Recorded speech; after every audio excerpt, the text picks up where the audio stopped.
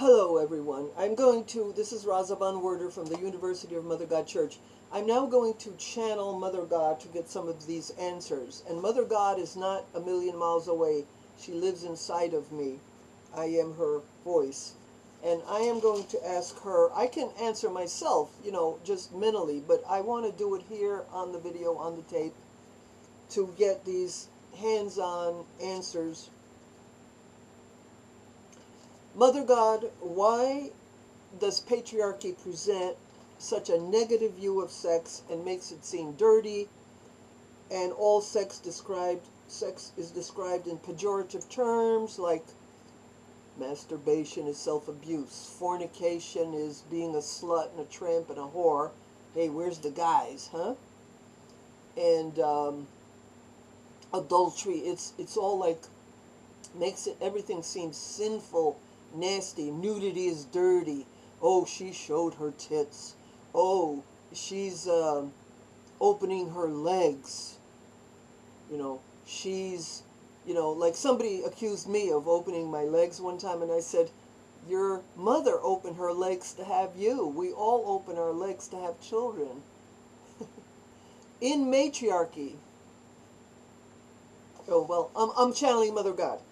Mother God, how does Mother God, see sex? In what light? Nudity and sex. How do you see it?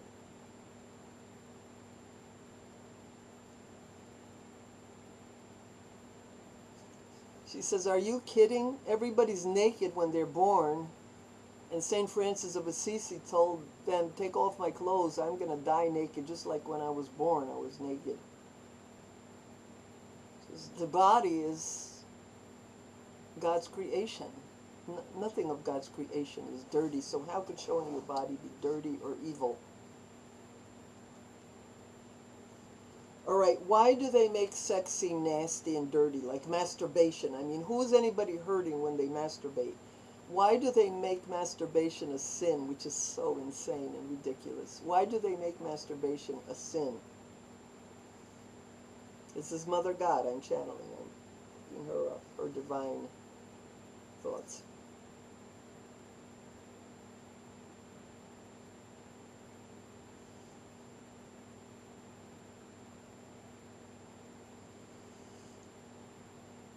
She says patriarchy makes everything upside down and right side up, wrong side up.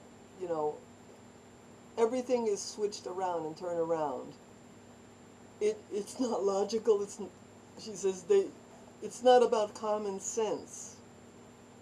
It's about programming, hypnotizing people, screwing their minds up, twisting them, frightening them, making them feel guilty about everything they do so that they will feel frightened and afraid and confused. And their instinct tells them they want to do sex, they want to masturbate. Sometimes even adultery is okay. I mean, they've made it out to be a major, major, major sin, but come on, we are apes. We are apes. And not everybody wants to be monogamous, even if, granted, sometimes people do make promises, so it's not good to break your promises, but sometimes you have to. A marriage doesn't work. A marriage doesn't work out. Your relationship doesn't work out, and you find out after you get married it's not working. You have to commit adultery, or you have to leave. You have to do something. And like in the old days, they would say, if you get married a second time while your spouse is still living, you're automatically committing adultery. Well, so don't get married. People aren't getting legally married anymore. Okay, Mother God, legal marriage, is it important or not important? Legal marriage.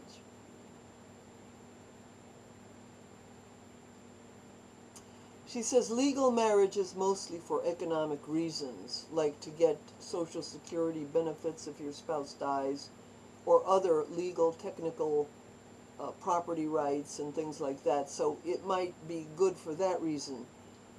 Legal marriage by the government is not necessitated by God. However, when you have a relationship, it doesn't hurt to have God's blessing put upon it whether it be a religious sacrament of marriage or whether it be like a ceremony, like jumping the broom, or um, you know, sharing food and sharing garlands of flowers and burning incense, or doing something spiritual as a ritual. It doesn't hurt, because then you are commemorating your relationship in the eyes of God. There's nothing wrong with that. So she says, but as far as the way they make it out to be, that all marriages are made in heaven, no. No. Mother God, people aren't getting married anymore. Most people, very few people are getting married now. I mean, marriage is on the decline. Is that a bad thing or a good thing? She says marriage was made in some cases to enslave women, because women couldn't get work. They wouldn't let women work. So they kind of like binded them down into the nuclear family. They shut them down. They made them barefoot and pregnant. So that, it's another patriarchal conspiracy in many cases against women. It wasn't of, in many cases, beneficial to women, but it was a way out, you know, because they closed the doors to women in so many avenues that women were forced to get married. If they can't get a decent job, can't get decent work, can't get help with children, because they don't have matriarchal extended families anymore. So now they have to get a guy. But the guy rules the roost, and he's free, but she isn't. He goes to work, he has sex with other women, he's outside the house every day, or a lot. He has sex with other women, but she's stuck in the house. And if she has children, you know, she's a housefrau, house slave. All right, so masturbation and fornication are not sins, Mother God? She says, no, of course not. Use your common sense. Of course they're not sins. You can have all the sex you want. She says people should have more sex, not less.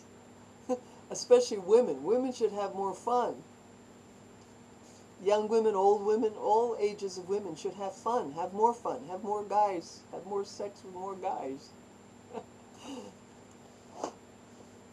Don't worry about one-night stands.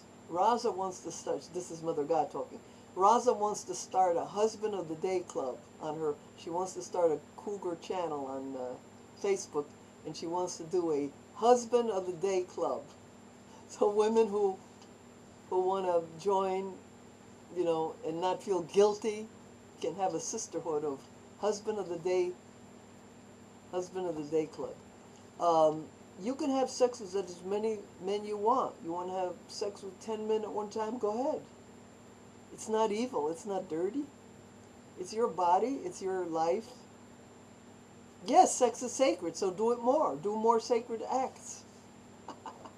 Back in the old days, this is me talking, back in the old days, in patriarchy, sex was sacred. The priestesses wore sexy and see-through outfits. Well, you look at the Egyptian pictures, you see priestesses in see-through dresses.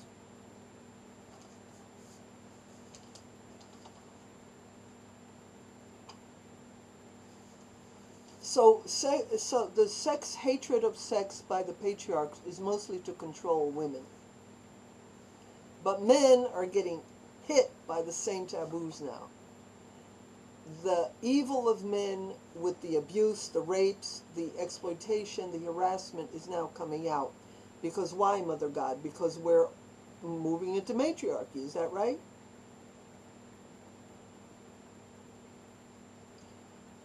Matriarchy is coming into the world now like a freight train, like a fast freight train.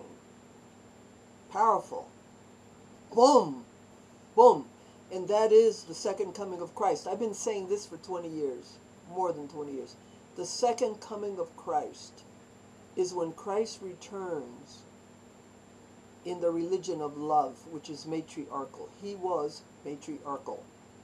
He was a woman lover. But he was, it's Buddhism. He was a Buddhist. When he went to India, Tibet or somewhere during his 12 to 29 years old, then he came back at the age of 29 or 30 back to Israel to help his people. He was in India, probably Tibet, and he went back there after the resurrection when he was healed, rose up from the crucifixion. He was healed by Joseph of Arimathea and Nicodemus, the two of them, brought hundreds of pounds of aloes and herbs to heal Jesus. They got him out of the tomb. They took him somewhere, and Jesus recovered, and he visited his disciples many times in the flesh. And Thomas put his hand in Jesus' wounds. Thomas said he wouldn't believe that Jesus was resurrected, and Jesus said, "Go ahead, Thomas, put your hands in my wounds." And Thomas says, I believe, Lord, I believe.